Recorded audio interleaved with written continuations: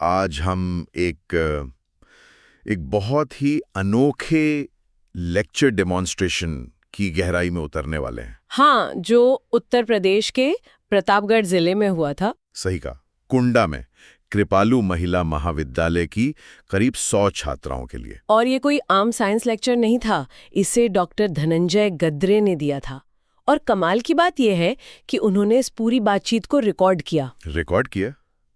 किस लिए? उनका मकसद था कि बाद में एआई की मदद से इसका विश्लेषण करके ऐसी ही और ज्ञानवर्धक चर्चाएं तैयार की जा सके। उन्होंने खिलौनों और रोजमर्रा के गैजेट्स का इस्तेमाल करके फिजिक्स को लिटरली जिंदा कर दिया। तो चलिए, इसी रिकॉर्डिंग के आधार पर हम इस बातचीत के सार को समझते हैं। ये सिर्फ प्रयोगों का शो नहीं था, है ना? इसके पीछे एक बहुत बड़ा संदेश छिपा था। बिल्कुल, और हमारा मिशन है उस संदेश की तह तक पहुंचना और ये समझना कि ये प्रयोग आज हमारे लिए इतने रेलेवेंट क्यों है। चलिए शुरू करते हैं। तो डॉक्टर गद्रे ने कहानी की शुरुआत की हजारों साल पहले से, मानव सभ्यता के सफर से। अच्छा, पाषाण युग यानी स्टोन एज, जब औजार पत्थरों के थे। बिल्कुल। फिर आया ताम्र युग या कॉपर एज, जब धातु का इस्तेमाल शुरू हुआ। और फिर जब इंसान ने और गहरा खोदा तो उसे मिला लोहा। और यहाँ से शुरू हुआ लौह युग। हाँ, और लोहे के बारे में उन्होंने एक बहुत दिलचस्प किस्सा सुनाया। एक खास तरह का स्टील होता था जिसे दुनिया दमिश्क स्टील के नाम से जानती थी। ओह, मैंने सुना है इसके बारे में। उससे बनी तलवारें बेमिसाल मानी जाती थीं। एग्जैक्टली।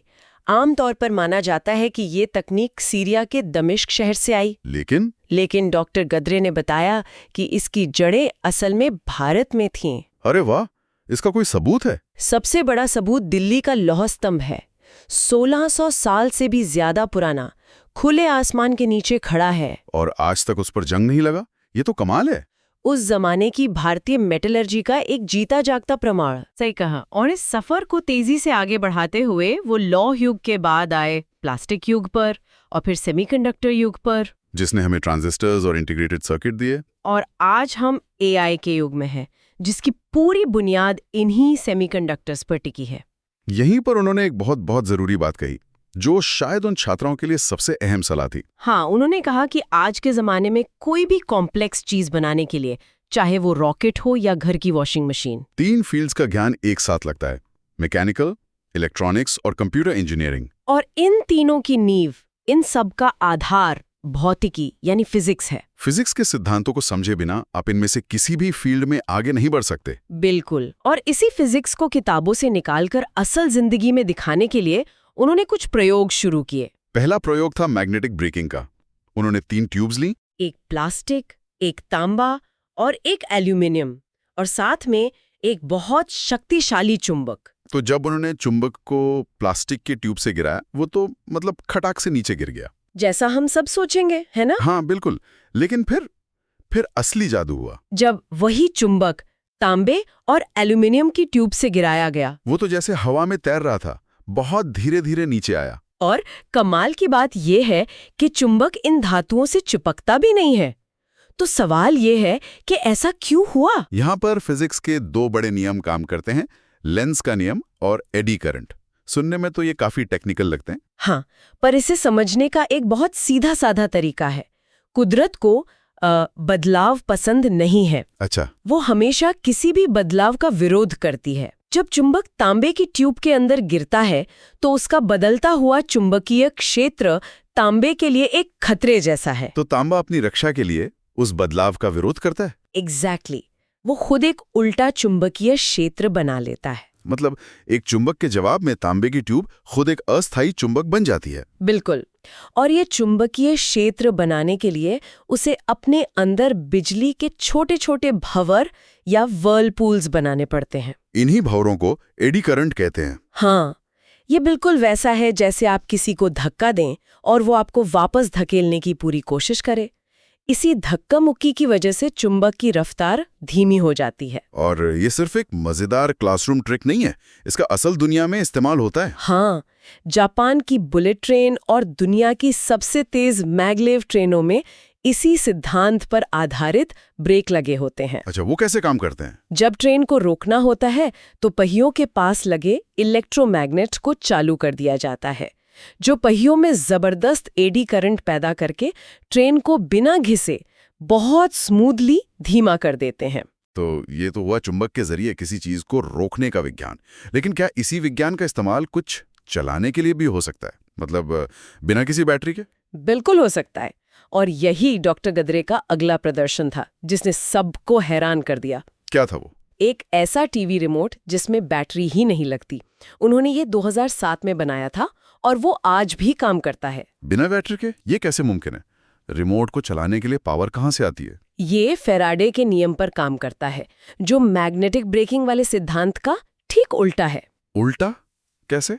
रिमोट को बस 2 बार हिलाना होता है। उसके अंदर एक ट्यूब में तांबे के तार की कॉइल लिपटी है और उसके अंदर एक छोटा सा चुंबक है। अच्छा।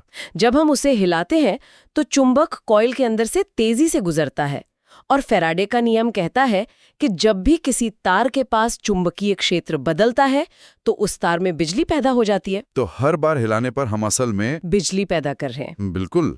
और वो बिजली एक छोटे से कैपेसिटर में स्टोर हो जाती है, जो एक रिचार्जेबल बैटरी की तरह काम करता है। और उसी पावर से रिमोट कुछ देर के लिए चल जाता है। कमाल है। हाँ, और उन्होंने इसी सिद्धांत पर बना एक बिना बैटरी वाला लूडो का डाइस भी दिखाया। ये एक बहुत बड़ा सवाल है।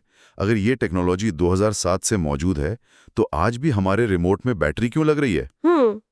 ये सवाल टेक्नोलॉजी से ज्यादा इकोनॉमिक्स और इंसान के व्यवहार का है। अक्सर ऐसी टेक्नोलॉजी प्रोटोटाइप स्टेज पर बहुत अच्छी लगती है, लेकिन जब करोड़ों यूनिट्स बनाने की बात आती है तो लागत और ड्यूरेबिलिटी जैसे मुद्दे सामने आते हैं। सही कहा। हो सकता है कि बार बार हिलाने पर उसका मैकेनिज्म जल्दी खराब हो जाए। और शायद लोगों को ये सुविधाजनक भी ना लगे। हमें तो सोफे पर पड़े पड़े बटन दबाने की आदत है। हर बार चैनल बदलने के लिए रिमोट हिलाना शायद एक झंझट लगे। बिल्कुल, ये उपभोक्ता की आदत और बाजार के इकोनॉमिक्स के बीच की लड़ाई है। लेकिन इसका पर्यावरणीय पहलू बहुत बड़ा है। वो कैसे? सोचिए, अगर देश के सारे टीवी रिमोट बिना बैटरी के चलने लगे तो हर साल हजारों टन जहरीला बैटरी का कचरा पर्यावरण में जाने से बच जाएगा। ये तो बहुत बड़ा असर डाल सकता है, एक छोटा सा बदलाव। हाँ, इन प्रयोगों के बाद उन्होंने एक और मजेदार चीज दिखाई। क्या? एक इलेक्ट्रॉनिक बर्थडे कैंडल। एक बोर्ड पर कई सारी एलईडी लगी थी जो मोमबत्ती की लौ की तरह टिमटिमा रही थी। और जब उस पर फूंक मारी गई तो कुछ एलईडी असली मोमबत्ती की तरह बुझ गईं। इसमें क्या विज्ञान था? इसमें आग तो थी नहीं, तो ये गर्मी से तो नहीं बुझे। इसका राज हवा में है। हवा में? हाँ, जब हम होठों को सिकोड़कर फूंक मारते हैं तो हवा तेजी से बाहर निकलती है, उसका दबाव बढ़ता है और उसका तापमान गिर जाता है, यानी हवा ठंडी हो जाती है। अच्छा, तो उस डिवाइस में कोई थर्मामीटर या टेम्परेचर सेंसर लगा होगा? बिल्कुल सही। उसमें एक बहुत संवेदनशील टेम्परेचर सेंसर लगा है। जैसे ही वो हवा के तापमान में अचानक आई गिरावट को महसूस करता है, वो कंप्यूटर को सिग्नल भेजता है। और कंप्यूटर कुछ एलईडी को बंद कर देता है। वाह, ये स्वच्छता और सुरक्षा दोनों के लिहाज से एक बेहतरीन इनोवेशन है। हाँ, खासकर बच्चों की पार्टियों के लिए। इन सब प्रयोगों से एक बात तो साफ है, डॉक्टर गद्रे सिर्फ फिजिक्स नहीं सिखा रहे थे, वो ये दिखा रहे थे कि फिजिक्स के नियमों से रोजमर्रा की समस्याओं को कैसे सुलझाया जा सकता है। और सिर्फ सुलझाया नहीं, बल्कि विज्ञान को सबके लिए सुलभ भी बनाया जा सकता है।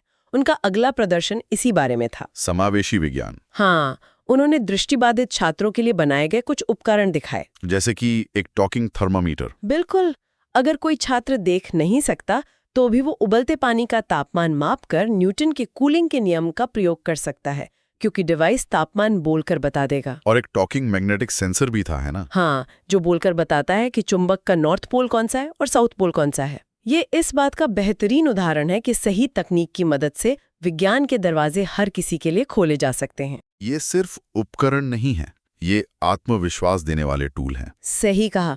इसके बाद जो उन्होंने दिखाया वो सिर्फ विज्ञान नहीं बल्कि कला भी था। आप मूड लैंप की बात कर रही हैं? हाँ, जिसमें सिर्फ 3 रंग की एलईडी थी, लाल, हरे और नीली। और इन 3 मूल रंगों की चमक को कम ज्यादा करके 1.6 करोड़ से भी ज्यादा रंग बनाए जा सकते हैं। उन्होंने दिखाया कि कैसे लाल और हरे को मिलाने से पीला बनता है, और जब तीनों को सही अनुपात में मिलाया जाता है तो सफेद रोशनी बनती है। हाँ, इसे कहते हैं एडिटिव कलर थ्योरी, जहां आप रंग जोड़कर कुछ नया बना रहे हैं। और यहाँ डॉक्टर गद्रे ने एक शानदार कनेक्शन बनाया। उन्होंने कहा कि बनाने का ये जोड़ने वाला सिद्धांत सिर्फ रोशनी तक सीमित नहीं है, यही आज की सबसे आधुनिक मैन्युफैक्चरिंग का आधार है। जैसे 3D प्रिंटिंग, वो भी तो परत दर तरत प्लास्टिक जोड़कर ही कोई चीज बनाती है। एग्जैक्टली ठीक वैसे ही जैसे ये लैंप लाल, हरी और नीली रोशनी जोड़कर सफेद रंग बना रहा था। ये तो कमाल का नजरिया है। मतलब 3D प्रिंटिंग, जिसे हम एडिटिव मैन्युफैक्चरिंग कहते हैं, वो हजारों साल पुराने कुम्हार के काम जैसा है, जो मिट्टी जोड़ जोड़कर घड़ा बनाता है। एकदम सही। और उन्होंने इसका उल्टा भी समझाया, सब्ट्रैक्टिव मैन्युफैक्चरिंग। जैसे एक शिल्पकार पत्थर के एक बड़े ब्लॉक से फालतू पत्थर को तराशकर यानी घटाकर मूर्ति बनाता है। बिल्कुल वैसे ही आज की CNC मशीनें एक मेटल के ब्लॉक से फालतू मेटल को हटाकर कोई पुर्जा बनाती हैं। तकनीकें नई हैं, लेकिन बनाने के मूल सिद्धांत वही हैं। ये बहुत गहरी बात है, लेकिन प्रदर्शन का सबसे ज्यादा सोचने पर मजबूर करने वाला हिस्सा तो अंत में आया, जब उन्होंने वो मशहूर खिलौना टॉकिंग टॉम दिखाया। हाँ, जो आपकी आवाज को एक मजेदार तरीके से दोहराता है। और फिर उन्होंने उन 100 छात्राओं से एक बहुत तीखा सवाल पूछा। उन्होंने पूछा, क्या ये ईस्ट इंडिया कंपनी पार्ट 2 है? और ये सवाल सुनकर वहां सन्नाटा छा गया होगा। बिल्कुल। इसका मतलब था कि 400 साल पहले एक विदेशी कंपनी व्यापार करने आई और हमें गुलाम बना लिया।